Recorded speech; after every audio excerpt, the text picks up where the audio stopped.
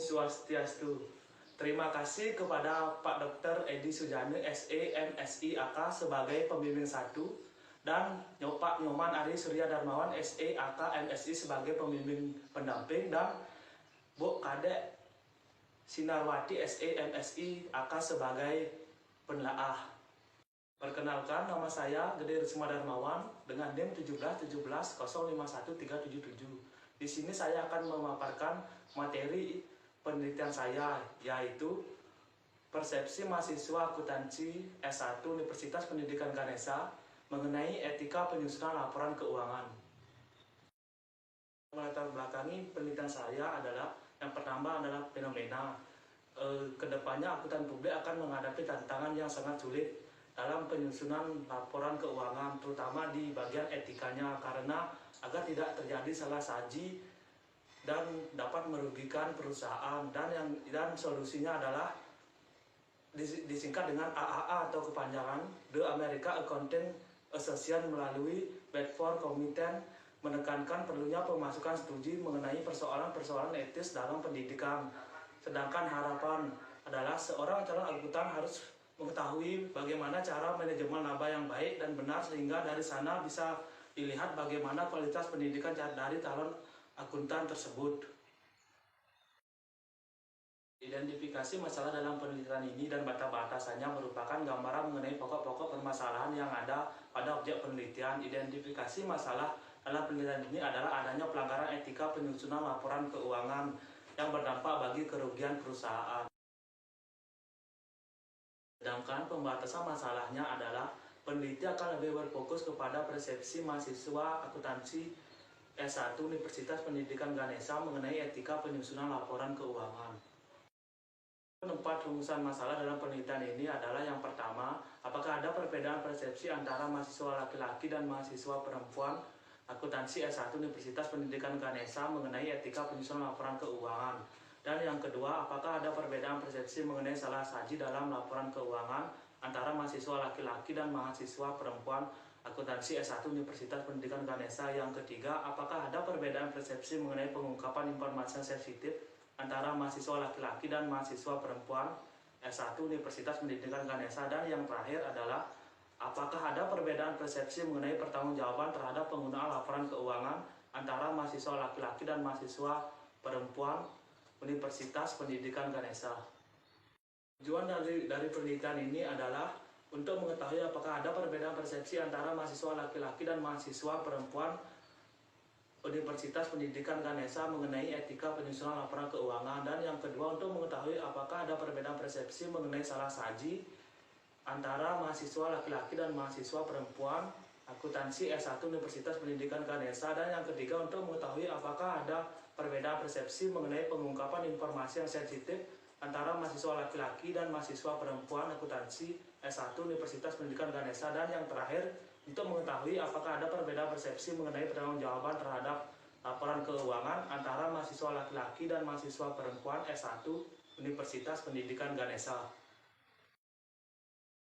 Dari hasil penelitian ini adalah ada dua manfaat teoritis dan manfaat praktis. Yang pertama, manfaat teoritis adalah hasil penelitian diharapkan bermanfaat bagi pengembangan ilmu ekonomi khususnya akuntansi yang dapat digunakan sebagai bahan referensi yang dapat memberikan informasi teoritis maupun empiris khususnya bagi pihak-pihak yang akan melakukan penelitian lebih lanjut mengenai permasalahan ini. Dan yang kedua adalah manfaat praktis diperuntukkan bagi mahasiswa, universitas, dan masyarakat. Kajian teorinya di sini ada 3, yaitu etika persepsi laporan keuangan. Yang pertama, etika. Menurut Siono 1987 mengungkapkan bahwa etika merupakan filsafat atau pemikiran kritis dan mendasar tentang ajaran-ajaran dan pandangan-pandangan moral. Sedangkan persepsi menurut Rahmat 2007, persepsi adalah pengalaman tentang objek pengalaman, peristiwa, atau hubungan yang diperoleh dengan menyimpulkan informasi dan penafsiran pesan. Dan yang terakhir adalah laporan keuangan. Menurut Yusuf 1994, akuntansi pada dasar merupakan serangkaian kegiatan mencatat, penggolongan, meringkas, melaporkan, dan menganalisis data keuangan suatu organisasi. Kajian hasil penelitian yang relevan yaitu yang pertama adalah Awad Al-Kitri Fadmi Ali DKK 2019. Judul penelitiannya adalah persepsi mahasiswa akuntansi dan mahasiswa manajemen terhadap etika penyusunan laporan keuangan dan manajemen laba. Dan yang kedua adalah Rasmini Kadek DKK 2008. Judul penelitiannya adalah pengaruh gender, tingkat religiusitas dan pemahaman kode etis profesi akuntan terhadap pembuatan keputusan etis mahasiswa. Studi empiris pada mahasiswa akuntansi program S1 Universitas Pendidikan Negeri di Bali. Dan yang ketiga adalah Desti AVK Budiati 2007. Judul penelitiannya adalah persepsi mahasiswa akuntansi mengenai etika penyusunan laporan keuangan dan skandal akuntansi. Dan yang keempat dengan nama Lucia Konkenkau Pintu 2012 dengan judul penelitiannya adalah persepsi mahasiswa akuntansi terhadap etika penyusunan laporan keuangan. Dan yang terakhir adalah Siregar Saliturahmi dan Hidayah Husnul tahun 2008. Judul penelitiannya adalah persepsi mahasiswa akuntansi terhadap etika penyusunan laporan keuangan syariah sesuai PSAK nomor 101. Pun kerangka pemikiran dalam penelitian saya adalah mahasiswa laki-laki dan mahasiswa perempuan yang sudah mengambil mata kuliah auditing. Adanya perbedaan mengenai yang pertama perbedaan persepsi etika penyusunan laporan keuangan, yang kedua salah saji dalam laporan keuangan, yang ketiga pengungkapan informasi yang sensitif, dan yang terakhir adalah pertanggungjawaban dalam penggunaan laporan keuangan.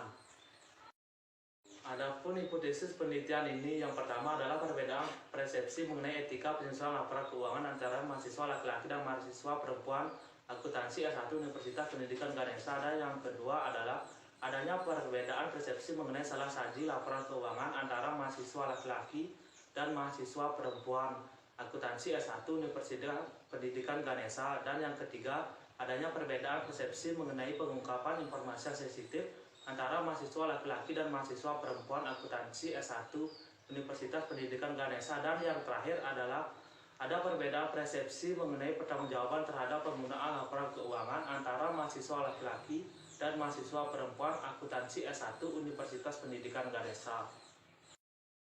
Rancangan penelitian metode penelitian kuantitatif dapat diartikan sebagai metode penelitian yang berlandaskan pada filsafat positisme dan analisis data bersifat kuantitatif atau statistik dengan tujuan untuk menguji hipotesis yang telah ditetapkan.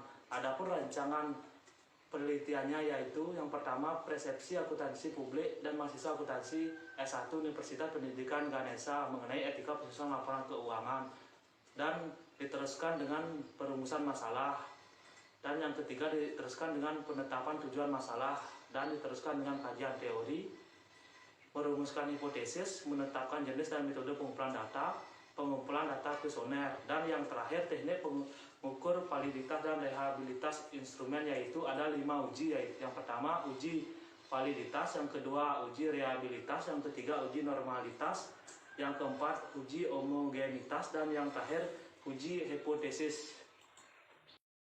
Adapun tempat dan waktu penelitian saya yaitu penelitian ini dilakukan di Universitas Pendidikan Ganesha langsung kepada mahasiswa laki-laki dan mahasiswa perempuan akuntansi program S1 angkatan 2017. Sedangkan untuk waktu yang digunakan dalam penelitian ini adalah insidental.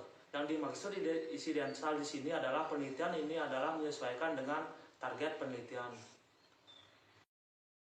Jenis penelitian ini termasuk dalam penelitian sampel yang ditunjukkan untuk mengetahui ada tidaknya perbedaan persepsi antara mahasiswa laki-laki dan mahasiswa perempuan akuntansi program S1 mengenai etika penyusunan laporan keuangan. Penelitian ini merupakan penelitian yang bersifat behavioral atau penelitian yang berfokus pada perilaku dan persepsi, karena data yang akan digunakan dalam penelitian ini adalah data primer yang diperoleh melalui kuesioner. Adapun populasi dan sampel. Populasi adalah keseluruhan objek dalam penelitian ini.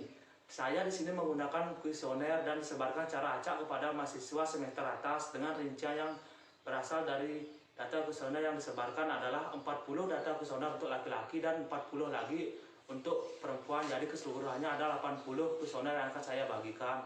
Dan sampelnya, sampel adalah sebagian atau wakil dari populasi yang diteliti. Ini pengertiannya menurut Ari Kunto 2002. Sedangkan menurut Sudarja 1992, sampel penelitian adalah sebagai individu yang diambil dari populasi penelitian. Pun teknik pengambilan sampel pada penelitian ini menggunakan Pauter sampling karena sampel diambil berdasarkan kelompok dan kriteria tertentu sesuai kriteria yang telah ditetapkan dalam desain penelitian dengan proporsi jumlah tertentu. Sampel dalam penelitian ini sesuai dengan rumus Lovin sebesar 80% dengan rincian mahasiswa laki-laki sebanyak 40 responden dan 40 responden lainnya untuk mahasiswa perempuan.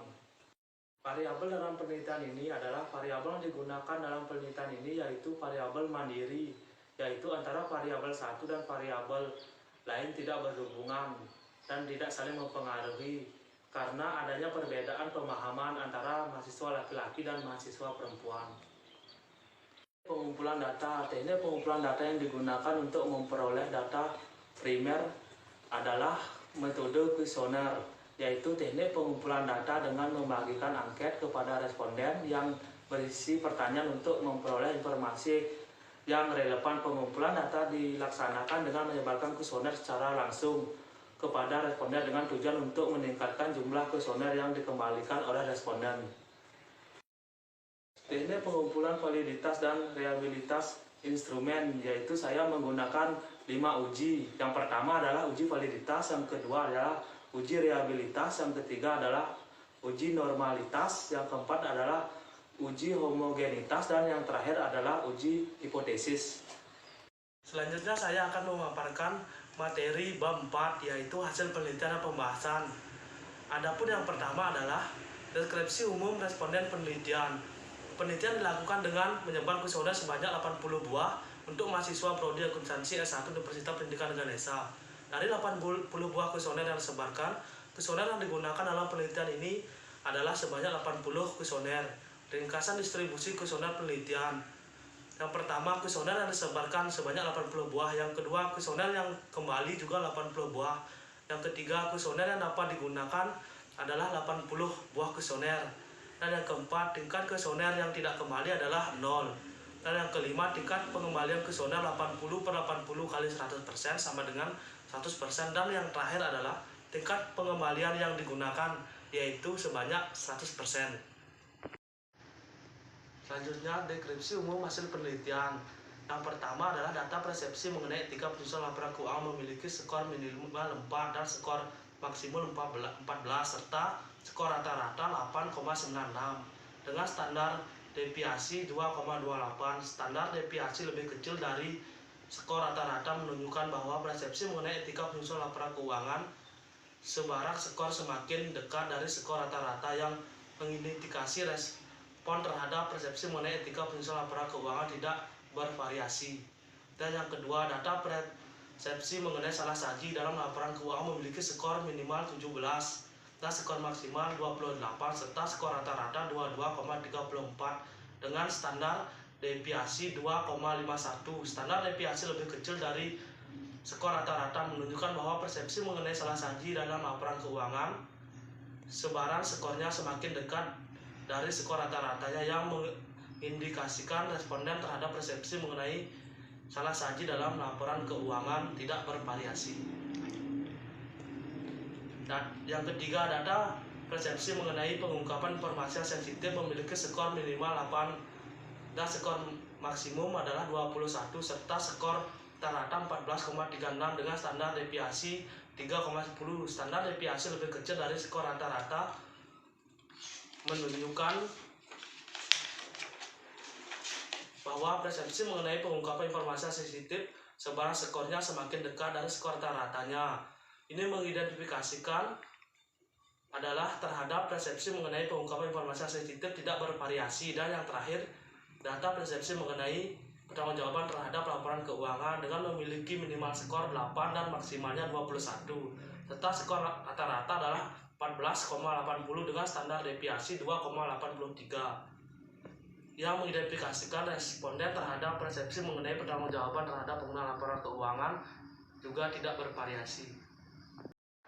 Hasil uji homogenitas varian. Berdasarkan tabel tersebut, hasil uji homogenitas varian untuk kelompok G gender perempuan dan laki-laki menunjukkan nilai probabilitas P pada statistik Levene lebih besar dari 0,05 hingga H0 diterima. Hal ini menunjukkan bahwa variasi pada setiap kelompok adalah sama homogen. Oleh karena homogen, maka layak untuk dilanjutkan ke pengujian selanjutnya. Saya akan memaparkan pembahasan yang pertama, yaitu perbedaan persepsi mengenai etika penyusunan laporan keuangan antara mahasiswa laki-laki dan mahasiswa perempuan akuntansi S1 Universitas Pendidikan Ganesha. Berdasarkan analisis deskripsi, maka dapat dilihat bahwa sebagian besar responden setuju pada semua pernyataan, sehingga dapat dinyatakan bahwa persepsi mengenai etika penyusunan laporan keuangan dikategorikan tidak cukup. Presentasi sangat setuju, dan agak setuju dari masing-masing indikator, yaitu pertama, pengungkapan berbagai risiko sebesar 51,25%, dan yang kedua, mengikuti prinsip akuntansi sebesar 48,75%. Indikator yang mempunyai jawaban sangat setuju, dan agak setuju paling tinggi adalah mengungkapkan berbagai risiko. Yang kedua, pembahasan mengenai perbedaan persepsi mengenai salah saji dalam laporan keuangan antara mahasiswa laki-laki dan mahasiswa perempuan akuntansi S1 Pendidikan Ganesha. Berdasarkan analisis deskripsi, maka dapat dilihat bahwa sebagian besar responden menjawab setuju pada semua pernyataan, sehingga dapat dinyatakan bahwa persepsi mengenai salah saji dalam laporan keuangan dikategorikan cukup tinggi. Presentasi sangat setuju, dan agak setuju masing-masing indikatornya, yaitu yang pertama, tindakan pengungkapan informasi untuk menyerang sebesar 93,75%, dan yang kedua, menyajikan informasi sesuai standar akuntansi sebesar 92,50%, dan yang ketiga, menjaga kerahasiaan sebesar 95,00%, dan yang terakhir, yang keempat, mencegah kesengajaan membuat kesalahan dalam laporan keuangan sebesar 93,75%. Dan pembahasan yang ketiga, perbedaan persepsi mengenai pengungkapan informasi yang sensitif antara mahasiswa laki-laki dan mahasiswa perempuan akuntansi program S1 Universitas Pendidikan Ganesha. Berdasarkan analisis deskripsi, maka dapat dilihat bahwa sebagian besar responden menjawab setuju pada semua pernyataan, sehingga dapat dinyatakan bahwa persepsi mengenai pengungkapan informasi yang sensitif dikategorikan cukup tinggi. Presentasi setuju, sangat setuju, dan agak tidak setuju dari masing-masing indikator, yaitu indikator yang pertama, pengungkapan informasi lebih lengkap untuk mencapai kewajaran atau sering disebut finer sense sebesar 58,75%. Yang kedua, melaporkan penganggaran biaya yang bersifat diskresioner sebesar 61,25%, dan yang ketiga, mengungkapkan anggaran operasi dan keuntungan sebesar 58,75%. Dan indikator yang mempunyai jawaban sangat setuju, dan agak tidak setuju paling tinggi adalah melaporkan pelanggaran biaya yang sifatnya diskresioner. Dan pembahasan yang keempat adalah perbedaan persepsi mengenai pertanggungjawaban terhadap penggunaan laporan keuangan antara mahasiswa laki-laki dan mahasiswa perempuan S1 Universitas Pendidikan Ganesha. Berdasarkan analisis deskripsi, dapat dilihat bahwa sebagian besar responden menjawab setuju pada semua pernyataan, sehingga dapat dinyatakan bahwa perbedaan persepsi pertanggungjawaban terhadap penggunaan laporan keuangan dikategorikan cukup tinggi. Presentasi sangat setuju, dan agak setuju dari masing-masing indikator, yaitu yang pertama, manajemen perusahaan memiliki tanggung jawab yang besar terhadap perusahaan sebesar 66,25%, dan indikator yang kedua adalah independen bertanggung jawab menjaga kepentingan investor sebesar 67,50%. Dan yang terakhir di sini saya akan membacakan kesimpulan dan saran-saran. Yang pertama, kesimpulan. Berdasarkan hasil penelitian, pembahasan dapat ditarik kesimpulan sebagai berikut. Yang pertama, ada perbedaan persepsi mengenai etika penyusunan laporan keuangan antara mahasiswa laki-laki dan mahasiswa perempuan akuntansi S1 Universitas Pendidikan Ganesha, yang ditunjukkan dengan signifikasi uji T 0,000 lebih kecil dari A sama dengan 0,05. Yang kedua, adanya perbedaan persepsi mengenai salah saji dalam laporan keuangan antara mahasiswa laki-laki dan mahasiswa perempuan S1 Universitas Pendidikan Ganesha, yang ditunjukkan dengan signifikasi uji T 0,000 lebih kecil dari A sama dengan 0,05. Dan yang ketiga, ada perbedaan persepsi mengenai pengungkapan informasi sensitif antara mahasiswa laki-laki dan mahasiswa perempuan akuntansi S1 Universitas Pendidikan Ganesha yang ditunjukkan dengan nilai signifikasi uji T 0,000 lebih kecil dari A sama dengan 0,05. Dan yang terakhir, perbedaan persepsi mengenai pertanggungjawaban terhadap penggunaan laporan keuangan, yaitu yang ditunjukkan dengan nilai signifikasi uji T 0,000 lebih kecil dari A sama dengan 0,05.